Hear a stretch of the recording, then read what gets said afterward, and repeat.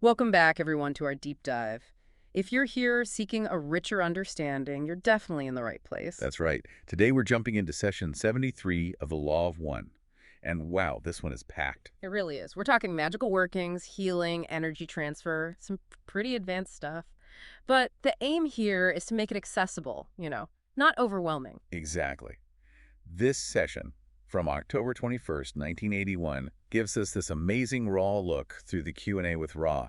Our source is that transcript. And what really jumps out, I think, is the feeling of collaboration. The questioner isn't just asking, they're really trying to build understanding piece by piece. And Ra responds with such care, such precision. It's a fantastic example of that teach-learn dynamic. So our mission today, we're going to walk through session 73, question by question. We'll unpack the core ideas, offer some analysis, hopefully in a way that feels insightful and, well, positive. Let's dive in. So, as usual, they start with checking on the instrument's condition. Right. Question 73.1. Pretty straightforward. Could you first please give me an indication of the instrument's condition? And Ra replies, "It is as previously stated, with the exception of the vital energy level, which is distorted more nearly towards that which is normal for this entity."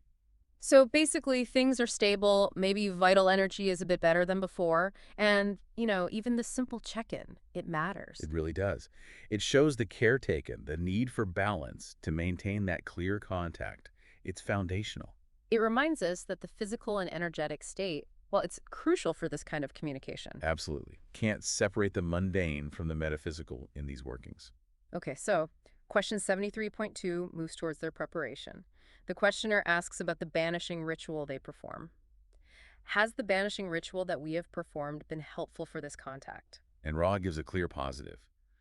The ritual described has gained with each working in making efficacious the purity of contact needed not only for the Ra contact, but for any working of the adept. Gained with each working. That's significant, isn't it? It really is. It speaks to consistency, to practice building energetic muscle almost. It's not just going through the motions. It's about cultivating that purity of contact. That word feels important here. Definitely. Purity of intent, creating a clear space energetically. Mm. Essential for Ra, but also, as Ra says, for any adept's work. Preparation is key. Right. Now, question 73.3. This is where things get really interesting. It's about free will and alerting light or dark strength. Yeah, the questioner starts with an assumption of symmetry, like what works for service to others works exactly the same way, just reversed for service to self. They ask, you stated that free will, one pointed in service to others, had the potential of alerting a great mass of light strength. I assume that the same holds precisely true for the service to self polarity. Is this correct? And Ra says, well, no, this is incorrect, but subtly so. Subtly so. Okay, unpack that. Ra explains that when negative entities or qualities are invoked, it does alert the positive equivalent, almost like setting off an alarm. Okay. But those on the positive path, they don't force themselves in. They wait to be called and can only send love. So the negative acts and the positive reacts by being alerted, but the positive initiates differently. It waits for the call. Precisely. A fundamental difference in operation. The negative seems to intrude or alert automatically, while the positive respects free will absolutely, offering love but awaiting invitation. That's a huge distinction. It really says something about the nature of both paths. It does. One seems proactive in its outreach, the other responsive and respectful of boundaries. So building on that, question 73.4 tries to refine this. Okay, if it's not symmetrical, how does the will and purity work for both paths in calling energy? The questioner is trying to grasp the mechanics, asking if the amount of energy called is still proportional to the adept's focused will, regardless of the polarity. Right. Is the strength of the call the main factor for both? And Ra clarifies, yes, in that sense. Those who are upon the service to others path may call upon the light strength in direct proportion to the strength and purity of their will to serve. Okay, makes sense. Those upon the service to self path may call upon the dark strength in direct proportion to the strength and purity of their will to serve. So the proportionality holds true. The intensity of your focused will, your desire to serve your chosen polarity, directly impacts how much energy you can draw upon. Exactly. How they interact with the universe differs, as we just discussed, but the power source tied to will and purity. Mm. That seems consistent. Focus matters immensely. Okay. Now, 73.5 shifts gears into a specific practice, the middle pillar exercise, and the questioner has a concern. Yeah, they think the common visualization might be, well, wrong based on what Ra has said previously. They point out that the exercise often visualizes light coming down from the crown, but Ra has talked about creator energy entering from the feet and moving up. So the questioner hypothesizes, shouldn't an adept visualize the light coming up from the feet through the chakras, starting with red? They ask, is this correct? And Ra's answer, A very simple, very direct no. just no. Okay, that definitely requires some explanation. It does. And it shows metaphysical mechanics aren't always intuitive. You need the right map. Which leads right into 73.6 and 73.7. The questioner just asks, why am I incorrect? And Ra agrees to explain. And I love this moment. It's that perfect learn-teach dynamic. Okay, I don't get it. Please explain. It shows real intellectual humility, which is essential for learning this stuff. Totally. So in 73.7, Ra lays out the explanation, focusing on magical workings and invoking the magical personality. This is core stuff. Right. Ra starts by setting a baseline. The adept is assumed to have already done the inner work, balanced their own energy. Yes, that's the prerequisite, the balanced microcosm. Then magical workings rely on evocation, calling something external forth, or invocation, drawing something internal or higher inward. And then the first step in a working. Invoking the magical personality. Ra says the gesture the questioner uses acts as this invocation, like putting on a mantle or adopting a specific focused state of being for the work. Like stepping into the role needed for that specific magical intention. Exactly.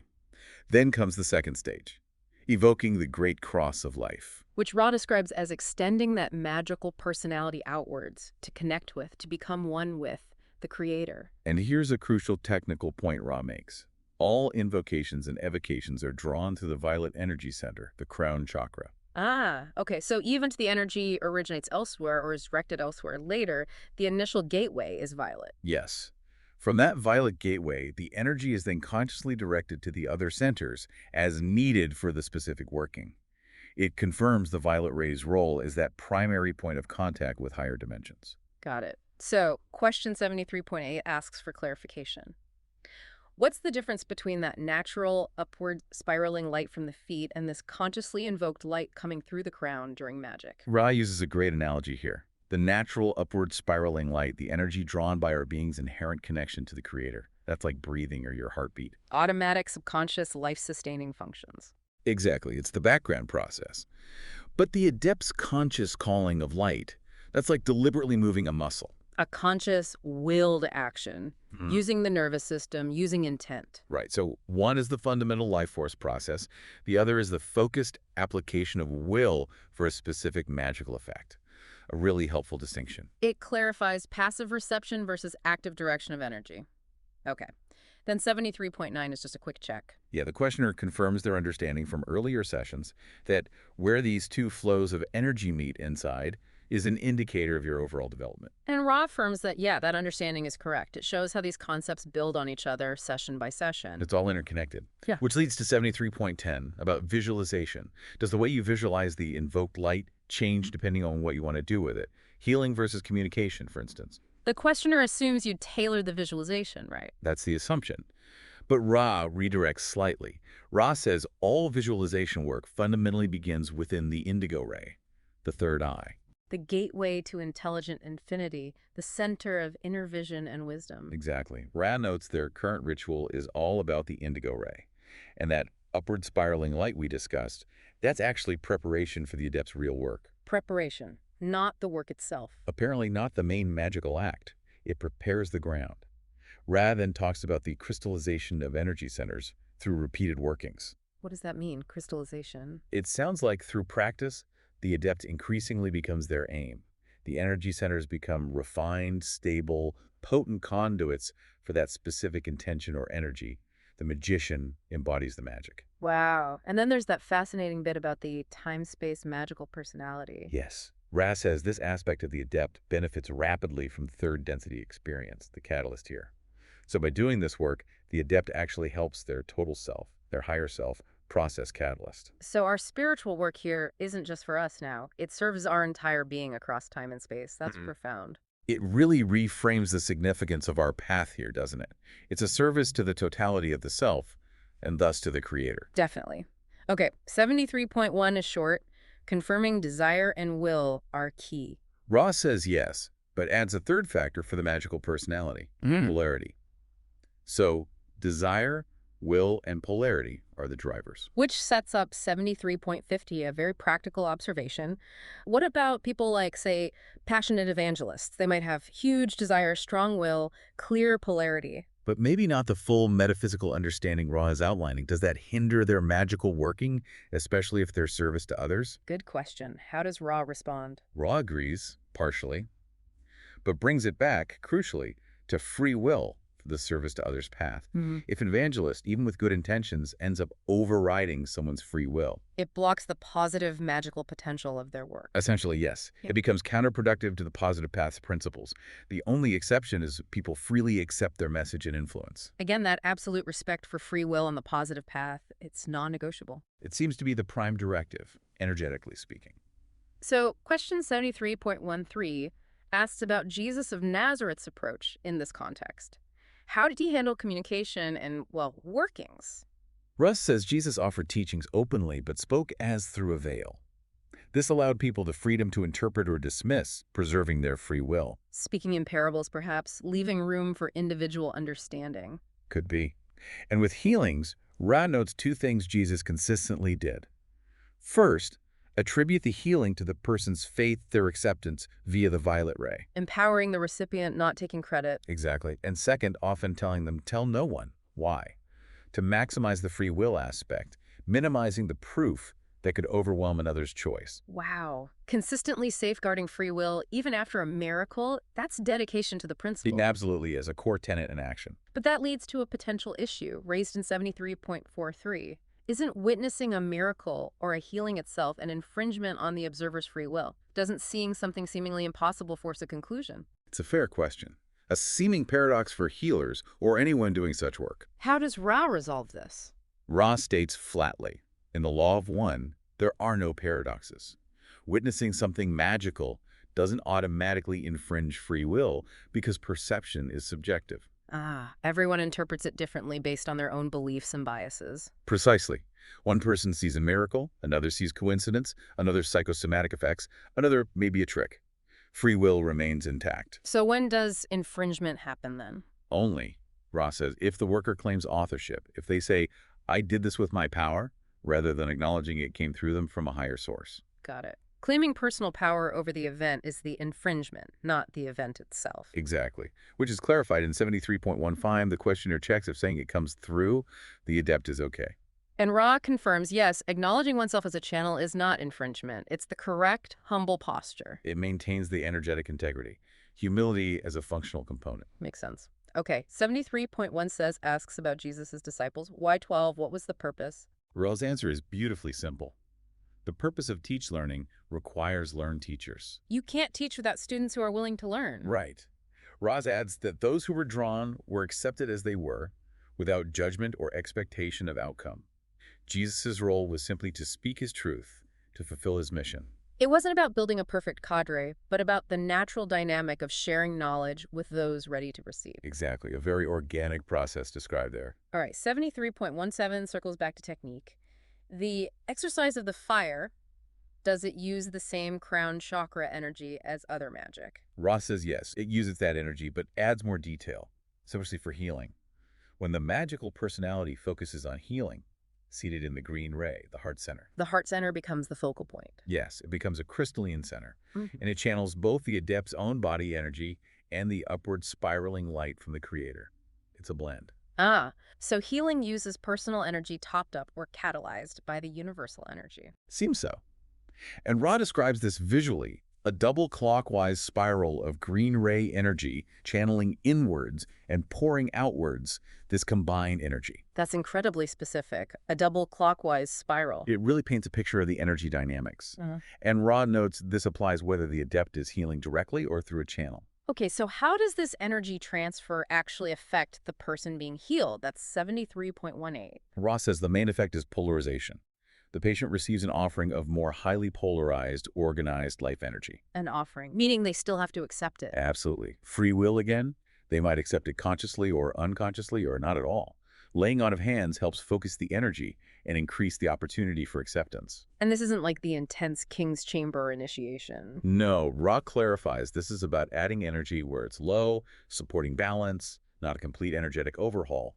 It aims to help with many kinds of illness or imbalance. More like giving the system a boost to help it heal itself. That seems a good way to put it. Supportive energy. So 73.19 is the questioner trying to put it all together. Their picture. Patient has blockages hindering upward light, causing illness.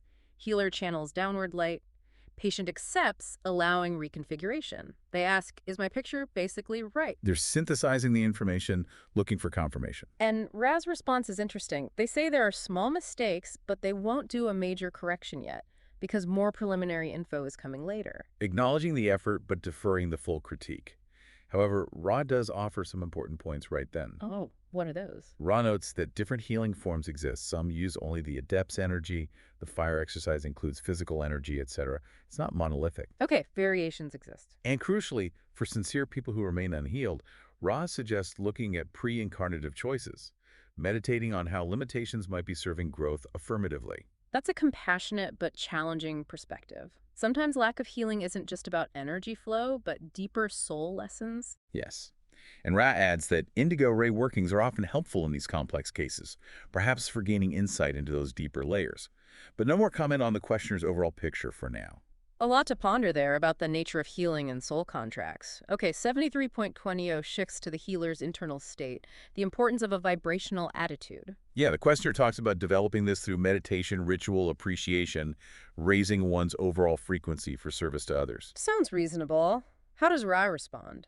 Ra doesn't correct but expands, adds the vital element of living it, day by day, moment by moment.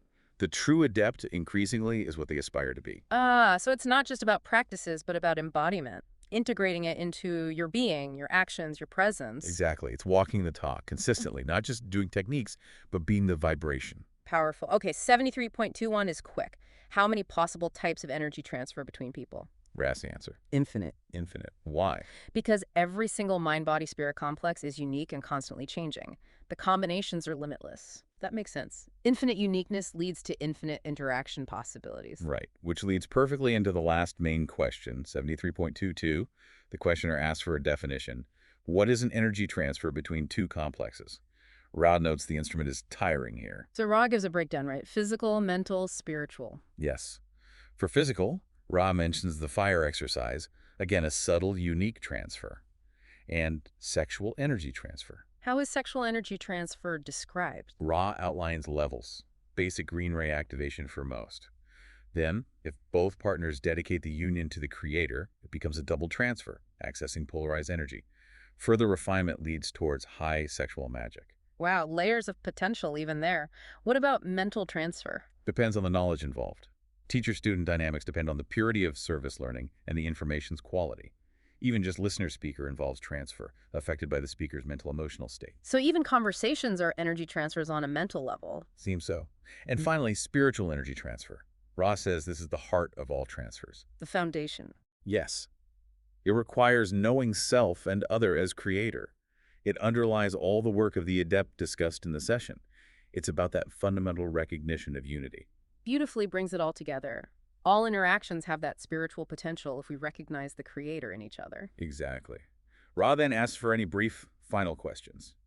And 73.23 covers those practical closing points, improving comfort for the instrument and publication preferences. Ra gives 2 tips for the group. Make sure the ritual candle doesn't gutter, indicates imbalance affecting protection, and pay more attention to the instrument's neck support for comfort. Practical feedback. Yeah. And gratitude for their care. Yes, appreciates their conscientiousness. And regarding publication, Ra leaves it entirely up to the group. Total free will. Consistent to the very end. Yeah. And that wraps up session 73. What a session. So much depth on magic, healing, energy. Absolutely. We went deep into the mechanics, the differences between positive and negative invocation, the absolute necessity of free will for the positive path.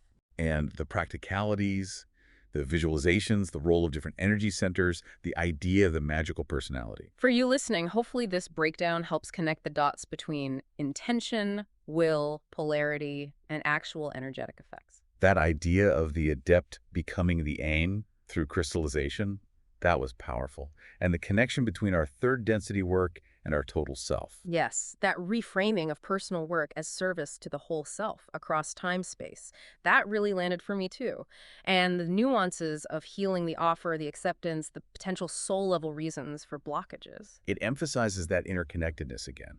Physical, mental, spiritual energy transfers all interwoven, all ultimately rooted in seeing the creator in self and other. It really underscores the responsibility we have in how we direct our energy, our intention, our will. These aren't just abstract concepts. Not at all. They have tangible effects. Which leaves us maybe with this thought. Yeah. Given the infinite possibilities of energy transfer Ray mentioned, how consciously are we choosing the quality and intention of the energy we exchange in every single interaction, every single moment? That's definitely something to sit with. A profound responsibility and opportunity. Thank you for joining us on this exploration of Session 73. We hope it illuminated your path. Continue your seeking, your questioning. Until next time, To namaste. us, you and you are me.